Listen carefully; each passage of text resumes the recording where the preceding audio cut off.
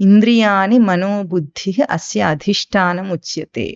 ఈ కామక్రోధ లోభమోహాలు ఎక్కడుండి ప్రవర్తిస్తాయ్యా మరి ఇంతకు అంటే ఇంద్రియాణి మనోబుద్ధి, ఇవి వాటికి స్థానాలట. ఇంద్రియాల పాపం పవిత్ర రచనలో ఉన్నాయి, అది సృష్టి రచనలో పనిచేయటానికి ఉన్నాయి. హైజాక్ చేస్తుంది, ఏరోప్లేన్ హైజాక్ చేస్తారు కదా అట్లా. ఇంకా పైలట్ ఎవడు హైజాక్ చేసిన వాడు ఎటు తీసుకెళ్తే ఏరోప్లేన్ అటు వెళ్లాల్సిందే.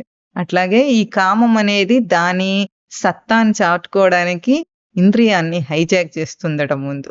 ఇంద్రియాలన్నీ ఎట్లా ఉన్నాయి? రుచి, నాలుక ఒకానొక ఇంద్రియం. ఇది తినాలి అన్నది ఎందుకు కోరిక పుట్టించింది?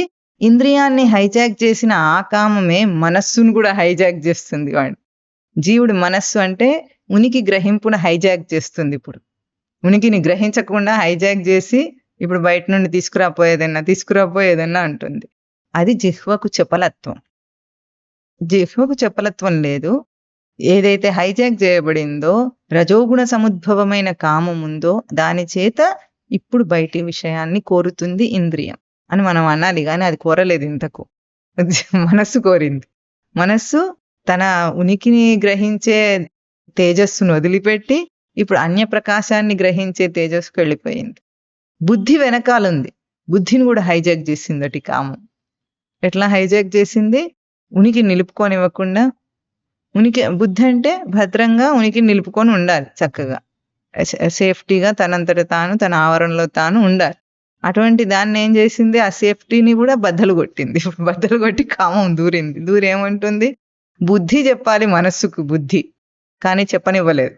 అట్లా మనిషి ఇంకా పతనానికి సర్రన ఇట్లాగైతే కొండ మీద నుండి కాలు జారితే ఏమవుతుంది అంటే ఏం చెప్తాం దానికి గతి? అట్లా జారుతాడు మనిషి. ఇవన్నీ ఉండే ఏం చేస్తాయి? జ్ఞానం అనే రత్నాన్ని అపహరిస్తాయట. జ్ఞానము రత్నం అంటున్నారు. జ్ఞానం అంటే ఎరుక. తనెందు తనకు ఎరుక స్వతసిద్ధ లక్షణం. సాధన చేయాలా? దాన్ని ఏమైనా సిద్ధింపజేసుకోవాలా? లేదయ్యా, నీ రచనలో స్వతసిద్ధ స్వరూపం అది. దాన్ని ఇప్పుడు అపహరిస్తాయి.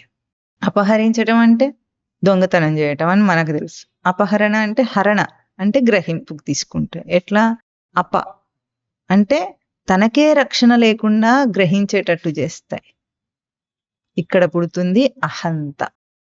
అహంకారం అనే ఎట్లా జన్మించిందంటే ఇట్లా, ఇంత దానికి స్టోరీ అంతా ఉంది దాని వెనకాల. మూలం అది.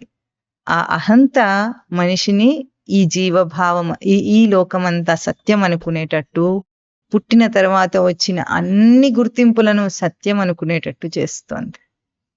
ఇది మూల కారణం దానికి.